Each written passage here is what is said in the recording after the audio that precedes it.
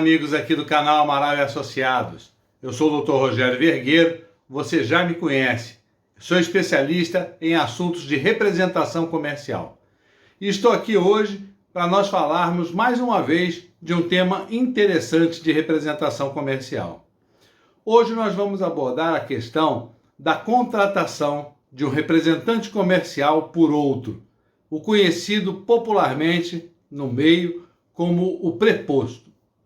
Na verdade, nessa relação, nós não temos essa figura chamada de preposto. O que nós vamos ter é um representante comercial contratante e um representante comercial contratado. Essa relação, assim como todas as outras relações de representação comercial, ela será regida pela Lei 4886 de 1965. Todavia, com algumas nuances, com algumas coisinhas diferentes, por se tratar de uma relação entre representantes comerciais, ok? Então, o primeiro ponto é que essa relação só pode ser estabelecida se, no contrato de representação comercial do representante contratante com a representada, não houver nenhuma vedação a esse tipo de contratação. Às vezes, no contrato de representação, tem alguma cláusula lá que proíbe, que veda que o representante contrate terceiros para a execução do serviço. Se não houver nenhuma vedação, o representante comercial, contratante nesse caso, pode contratar outro representante para ajudá-lo a desenvolver esse serviço ou até para desenvolver o serviço de maneira autônoma. Não há nenhum problema.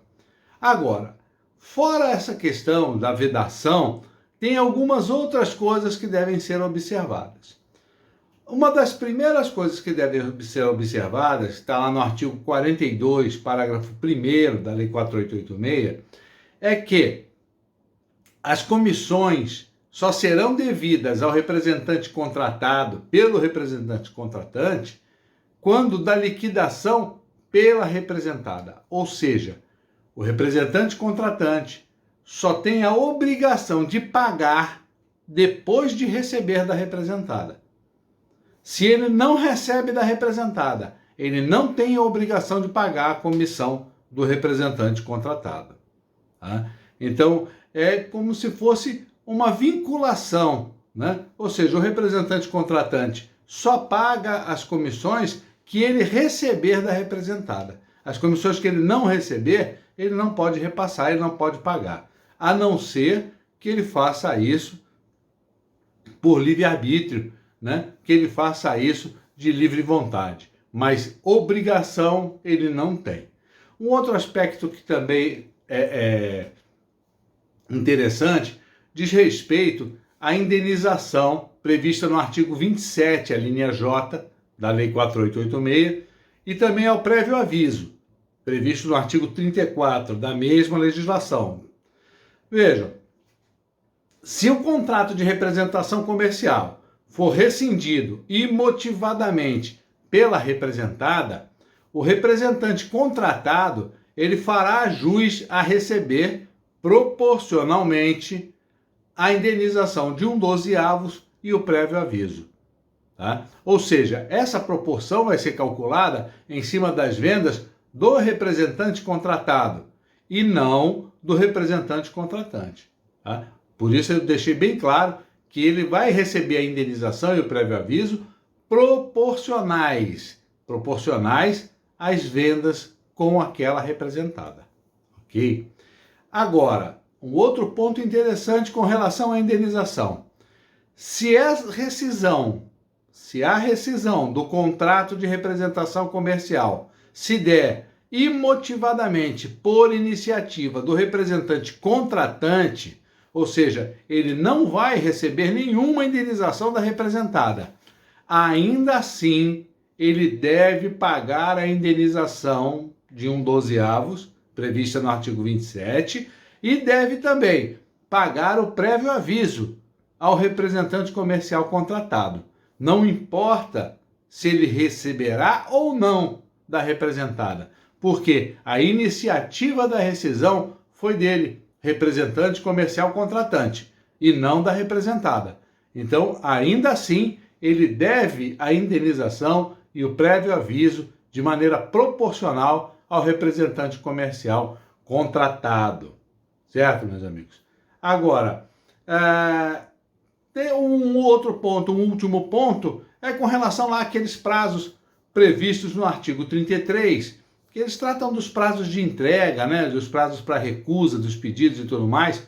Se vocês procurarem aqui, vocês vão encontrar outros vídeos falando sobre isso. Esses prazos na relação entre representante comercial contratante e representante comercial contratado, eles são aumentados em 10 dias.